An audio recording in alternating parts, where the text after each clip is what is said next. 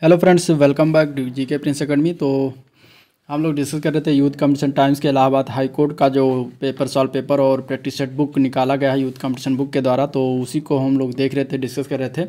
और इसमें stenographer group C, driver group D का सभी का सॉल्व पेपर लिया गया है। तो इसमें अगर हम देखें तो बहुत सारे हो चुके हैं, जैसे कि ग्रुप सी का पूरा कंप्लीट हो चुका है, स्टेनोग्राफर का हो चुका है, ग्रुप डी का 2019 का पेपर हो चुका है। आज की इस वीडियो में हम देखेंगे ग्रुप डी का ड्राइवर परीक्षा की भर्ती, जो कि 20 जनवरी 2019 को हुआ था। तो इसमें हिंदी और जीएस के पोर्शन को देखेंगे कि हिंदी और जीएस में क्या क्या क्वेश्चन पूछे गए थे, किस तरीके से पूछा गया था। ठीक है, तो बहुत ही इंपॉर्टेंट होने वाला है वीडियो, जो कि सभी वीडियो जैसा कि है इसमें सभी वीडियो इंपॉर्टेंट है।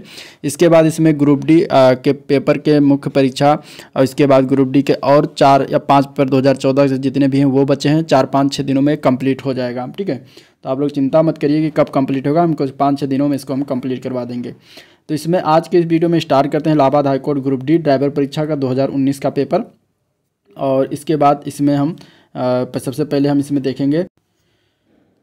तो चलिए वीडियो को स्टार्ट करते हैं। स्टार्ट करने से पहले अगर आप लोग चैनल पर नए अभी तक सब्सक्राइब नहीं किया तो चैनल को सब्सक्राइब करें, साथ में वीडियो को लाइक भी करें, और वीडियो पसंद आए तो शेयर जरूर करना। ठीक है, तो पहला क्वेश्चन अगर देखें हिंदी का, तो संज्ञा शब्द किसके मेल से बना है। तो इसमें अगर देखा जाएगा तो ए पार्ट हो जाएगा, सम प्लस ज्ञा, जो ए पार्ट में दिया गया है इसके मेल से संज्ञा शब्द बना हुआ है। ठीक है, और ये जो है ये देखिए इसमें दिया गया संज्ञा शब्द सम प्लस ज्ञा से मिलकर बना हुआ। इसके बाद हिंदी का 25 और जीएस का 25, इसमें हम 50 क्वेश्चन दोनों को देखने वाले हैं। बाकी का इंग्लिश का मैं एक वीडियो पूरा कंप्लीट बना रहा हूँ, जिसमें कि ग्रुप सी, स्टेनोग्राफर, ड्राइवर परीक्षा, ग्रुप डी का सभी 2014 से लेकर 2019 तक सभी जितने भी आए हैं सबको एक ही वीडियो में प्रोवाइड करा दूंगा। तो आप उसके लिए जो है चिंता मत करिए। दूसरा क्वेश्चन है, दिए गए वाक्य में से भावनात्मक संख्या बताइए, इस तालाब में गहराई अधिक है। इसमें भावनात्मक जो है संज्ञा कौन सा, संज्ञा बताना था। तो भावनात्मक संज्ञा अगर बात करें तालाब में गहराई अधिक है, तो इसमें बताना है कि क्या है। तो आंसर इसका हो जाएगा बी पार्ट। इसमें भावनात्मक संज्ञा क्या हो जाएगा, गहराई हो जाएगा। गहराई शब्द क्या है, भावनात्मक संज्ञा है, और यह गहरा विशेषण से बना हुआ, जो गहरा शब्द है वो विशेषण है, उससे बना हुआ शब्द है। और अगर हम बात करें भाववाचक संज्ञा की, तो देखिए जिस शब्द से किसी व्यक्ति, वस्तु, गुण या धर्म, दशा आदि व्यापार का बोध होता है उसे भाववाचक संज्ञा कहते हैं। कुछ संज्ञा मूलतः जो है भाववाचक होते हैं तथा कुछ अन्य शब्दों से बनाए जाते हैं, जैसे वीर से वीरता, मम से ममत्व शब्द बनाया जाता है। ठीक है, अगला प्रश्न है, आया था अनमोल शब्द में उपसर्ग क्या लगा हुआ है। तो अनमोल शब्द के उपसर्ग की बात करेंगे तो इसमें अन उपसर्ग लगा हुआ है। आंसर इसका ए पार्ट हो जाएगा। उपसर्ग जो शब्द होता है वो शब्दांश के पहले लगता है। ठीक है, प्रत्यय जो होता है वो बाद में लगता है। अगला प्रश्न देखते हैं, तो कौन सा वाक्य जो है, इनमें से वाक्य जो है किस काल का, जैसे सीमा गाना गा रही है, तो ये किस वाक्य में कहा जा रहा है। तो ये वर्तमान काल का उदाहरण हो जाएगा। आंसर इसका ए पार्ट हो जाएगा। ठीक है, वर्तमान काल का यह शब्द है। क्रिया का वह रूप जिससे वर्तमान समय में कार्य के होने का बोध, उसे वर्तमान काल कहते हैं। नेक्स्ट क्वेश्चन है, निम्नलिखित में से कर्म कारक क्या है। राम ने रावण को मारा, इसमें कर्म कारक की बात कर रहा है, तो इसमें हो जाएगा रावण। ठीक है, रावण शब्द क्या है, ये कर्म कारक के अंतर्गत आएगा। क्रिया के कार्य का फल जिस पर पड़ता है वो कर्म कारक कहलाता है। उपरोक्त वाक्य में मारने की क्रिया का फल रावण पर पड़ा है, अर्थात यहाँ पर रावण के ऊपर राम के मारने का रूप दर्शाया गया है, इसलिए रावण यहाँ पर कर्म कारक के अंतर्गत आ जाएगा। निम्नलिखित शब्द जो है किसके पर्यायवाची हैं, शाला, सदन, ये सब किसका पर्यायवाची है। तो ये है घर का पर्यायवाची। आंसर इसका ए पार्ट हो जाएगा, राइट। घर, सदन, शाला, धाम, निकेतन ये सब घर के पर्यायवाची हैं, जबकि तस्कर, दस्यु व खनक ये सब चोर के पर्यायवाची हैं। दया, प्रसाद, अनुग्रह ये कृपा के पर्यायवाची हैं, और अर्ची, ज्योति, प्रभा, किरण के पर्यायवाची शब्द हैं। ठीक है, नेक्स्ट क्वेश्चन है, मेल में बड़ी शक्ति होती है, यह किस मुहावरे का अर्थ है। ठीक है, मुहावरा देखते हैं कौन कौन सा मुहावरा इसमें दिया गया है। तो देखिए मुहावरा दिया गया है, मेल में बड़ी शक्ति होती है, तो 1 और 1 11 होते हैं, इसका ये सटीक मुहावरा बैठ रहा है, ए पार्ट इसका राइट हो जाएगा। ठीक है, 1 और 1 11 होना इसका सही अर्थ होता है, मेल में बड़ी शक्ति होती है। आ बैल मुझे मार, इसका अर्थ है समस्याओं को स्वयं आमंत्रित करना। 9 2 11 होना का अर्थ होता है भाग जाना। अगला क्वेश्चन है, किस शब्द का विलोम, निम्नलिखित शब्द किसका विलोम है। उधार, उधार किसका विलोम है। तो उधार जो है नगद का विलोम है, नगद का विलोम है। आंसर इसका ए पार्ट हो जाएगा, नगद। ठीक है, अस्त का विलोम उदय होता है, गंभीर का विलोम वाचाल होता है, अनीस का विलोम होता है ईश। ठीक है, याद रखिएगा।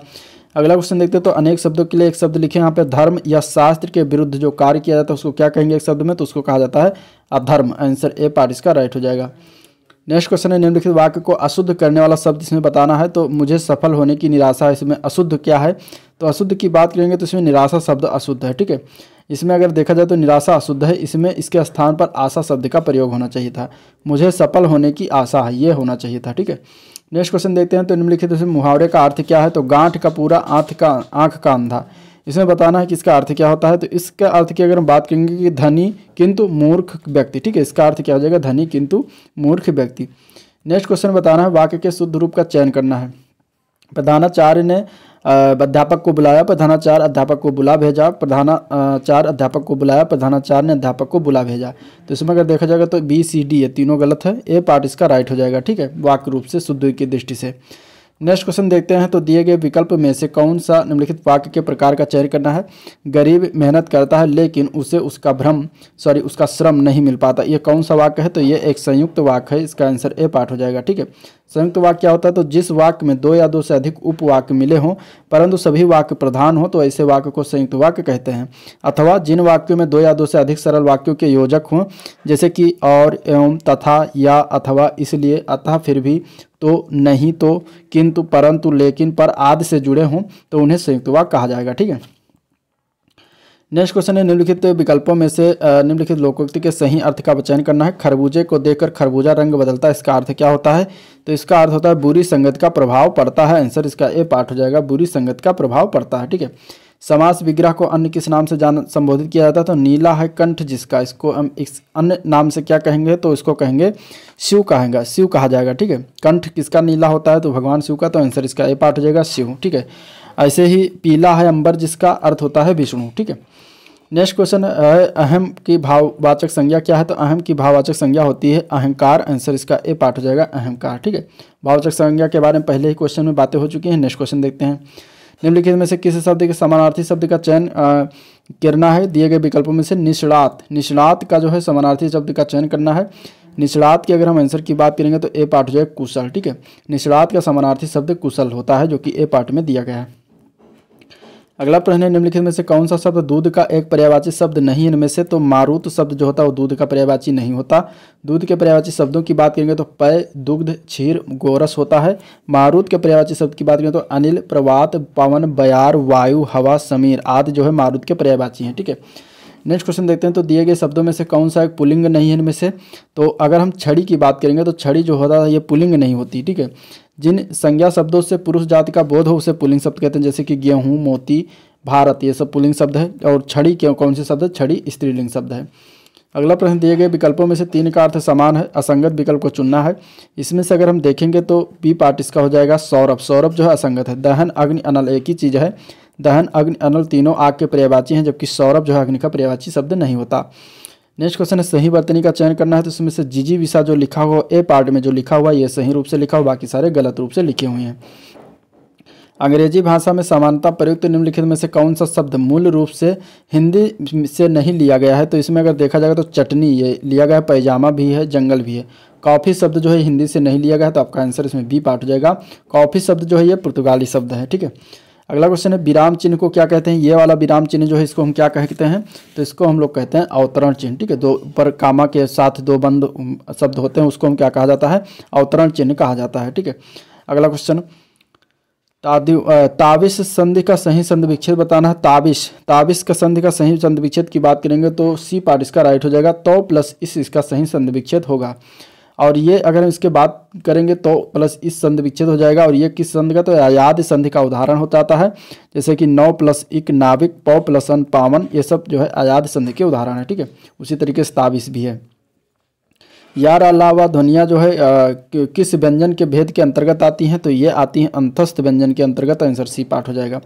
किसे कहा जाता है? तो वह व्यंजन जिनके उच्चारण में फेफड़ों से निकलने वाली वायु मुंह से घूमती हुई बाहर निकलकर कोई ध्वनि उत्पन्न करती है उसे अंतस्थ व्यंजन कहते हैं, जैसे कि यार अलावा। ठीक है, यार अलावा इसका आंसर क्या हो जाएगा आपका? अब देखते हैं जीएस के पार्ट की। पहला क्वेश्चन देखेंगे तो प्रधानमंत्री नरेंद्र मोदी ने निम्नलिखित में से कौन से नेता की जयंती के अवसर पर स्वच्छ भारत अभियान का शुभारंभ किया था? तो इसमें अगर हम आंसर की बात करेंगे तो वो हो जाएगा महात्मा गांधी। ठीक है, महात्मा गांधी का जन्मदिवस कब होता है? 2 अक्टूबर को होता है। इसी दिन जो है स्वच्छ भारत अभियान का शुभारंभ किया गया था। ठीक है, 2014 को। तो ये आपका आंसर इसमें बी पार्ट हो जाएगा, महात्मा गांधी। अगला प्रश्न देखते हैं। अगला क्वेश्चन है निम्नलिखित में से कौन सा बांध हिमाचल प्रदेश में जो है बनाया गया इनमें से, तो इसमें से अगर देखा जाए तो भाखड़ा नांगल बांध जो है ये हिमाचल प्रदेश में है, तो आंसर आपका डी पार्ट राइट हो जाएगा। ठीक है, और यह जो है भारत की सबसे बड़ी बहुउद्देशीय परियोजना है जो सतलज नदी पर बनाया गया संसार का सबसे ऊंचा गुरुत्वीय बांध है। इसका मुख्य उद्देश्य सिंचाई और बिजली उत्पादन करना। ठीक है, यह बांध पंजाब के अलावा हरियाणा, राजस्थान, गुजरात, हिमाचल प्रदेश बिजली व पानी की आपूर्ति करता है। अगला प्रश्न देखते हैं, तो निम्नलिखित में से किस स्वतंत्रता सेनानी को लोकमान्य के नाम से जाना जाता है, तो उनका नाम है बाल गंगाधर तिलक। आंसर इसका बी पार्ट हो जाएगा, लोकमान्य बाल गंगाधर तिलक। ठीक है, सरदार वल्लभ भाई पटेल को कहा जाता है। और इसके बाद इसमें देखते हैं अगर तो अन्य के उपनाम की जान लेते हैं। देखिए, इन्हें जो है लोकमान्य बाल गंगाधर तिलक को अशांति का जनक भी कहा जाता है। भारत के कुछ प्रमुख स्वतंत्रता सेनानी उनके उपनाम देख लेते हैं। पहला सरदार वल्लभ भाई पटेल, तो इन्हें भारत का बिस्मार्क कहा जाता है। भगत सिंह को शहीद आजम कहा जाता है। डॉक्टर राजेंद्र प्रसाद को देश रत्न कहा जाता है। दादा भाई नौरोजी को वयोवृद्ध पुरुष के नाम उपनाम से जाना जाता है। ठीक है, निम्नलिखित में से विकल्पों में से वाहन के प्रकार की पहचान करना, ये कौन सा वाहन है जो चित्र में आया है। इसके अगर हम आंसर की बात करेंगे तो यह आंसर हो जाएगा इसका बी पार्ट। ये एक जीप है, जीप जो ये चित्र है ये जीप का है। ठीक है, तो आंसर बी पार्ट हो जाएगा। अगला प्रश्न देखते हैं। अगला क्वेश्चन है, भारत के किस राज्य में प्रसिद्ध नागौर पशु मेला आयोजित होता है, तो ये राजस्थान में होता है। आंसर बी पार्ट हो जाएगा। ठीक है, ये मेला जनवरी फरवरी माह में लगता है और इसमें अगर देखा जाए तो अपने पशु बेचने व खरीदने के लिए जो है लोग एकत्रित होते हैं। ए आर रहमान एक प्रसिद्ध भारतीय क्या है, तो ए आर रहमान की बात करेंगे तो संगीतकार हैं। आंसर सी पार्ट इसका हो जाएगा, संगीतकार। ठीक है, नेक्स्ट क्वेश्चन देखते हैं, तो भारतीय महाकाव्य महाभारत के अनुसार निम्नलिखित में से कौन अर्जुन और द्रौपदी के पुत्र के रूप में जाना जाता था, तो उनका नाम था श्रुतिकर्मा। आंसर इसका बी पार्ट हो जाएगा। ठीक है, और इनके अनुसार द्रौपदी के 5 पुत्र थे। ठीक है, जो निम्नलिखित हैं, द्रौपदी से जन्मे अर्जुन के पुत्र का नाम श्रुतकर्मा था। द्रौपदी से जन्मे युधिष्ठिर के पुत्र का नाम प्रतिविंध्य था। द्रौपदी से जन्मे भीमसेन के उत्पन्न पुत्र का नाम सुतसोम था। द्रौपदी से जन्मे नकुल के पुत्र का नाम शतानीक था। द्रौपदी से जन्मे सहदेव के पुत्र का नाम श्रुतसेन था। द्रौपदी के अलावा अर्जुन की सुभद्रा, अलूपी और चित्रांगदा नामक 3 और पत्नियां थीं।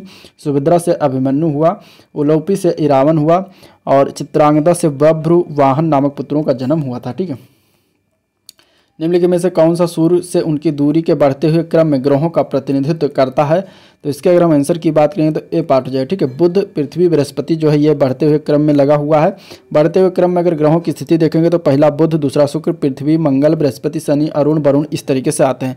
आकार के अनुसार अगर देखेंगे तो सबसे बड़ा बृहस्पति, उसके बाद शनि, फिर अरुण, फिर वरुण, फिर पृथ्वी, फिर शुक्र, फिर मंगल, फिर बुध आता है सबसे लास्ट में। ठीक है, जीएसटी का पूरा रूप क्या है, तो जीएसटी का फुल फॉर्म होता है goods and service tax. Answer इसका ए पार्ट हो जाएगा, गुड्स एंड सर्विस टैक्स, जो कि 1 जुलाई 2017 को संपूर्ण भारत में लागू कर दिया गया था, जो कि कनाडा देश से मॉडल से लिया गया है।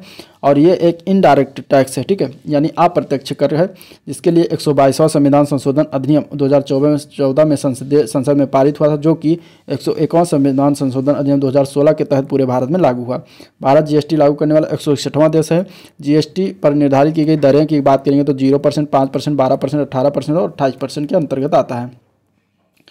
राज्य सरकार का कार्यकारी प्रमुख कौन होता है, तो वो होता है राज्यपाल। आंसर इसका बी पार्ट हो जाएगा, राज्यपाल। ठीक है, अगला क्वेश्चन अगर हम देखते हैं इसमें,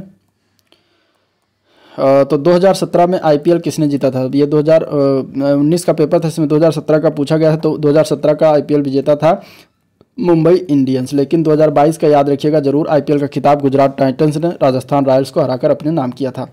भारतीय महाकाव्य रामायण के अनुसार निम्न राक्षसों में से किसी ने हिरण के रूप में सीता का अपहरण करने में जो है रावण की मदद की थी, तो वो कौन था, तो वो था मारीच। आंसर इसका ए पार्ट हो जाएगा, मारीच। ठीक है, चंडीगढ़ की राजधानी का नाम क्या है, तो चंडीगढ़ की राजधानी जो है वो किसकी राजधानी है, तो पंजाब और हरियाणा दोनों की राजधानी है। तो आंसर सी पार्ट इसका हो जाएगा। भारत बनाम ऑस्ट्रेलिया दिसंबर 2018 टेस्ट क्रिकेट के दौरान पहला कप्तान का नाम, तो ये जरूरी नहीं 2018 का पूछा गया, ये आएगा भी नहीं। ठीक है, वर्तमान में अगर देखा जाए तो भारतीय क्रिकेट टीम के कप्तान जो है वो कौन है, रोहित शर्मा है। चांद पर पहली बार कदम रखने वाला व्यक्ति निम्नलिखित में से कौन था, तो इसके अगर हम आंसर की बात करेंगे तो नील आर्मस्ट्रांग था। आंसर इसका बी पार्ट हो जाएगा। ठीक है, और इसने अगर हम बात करें तो यह एक अमेरिकी खगोल यात्री, एरोस्पेस इंजीनियर और नौ सेनाधिकारी था।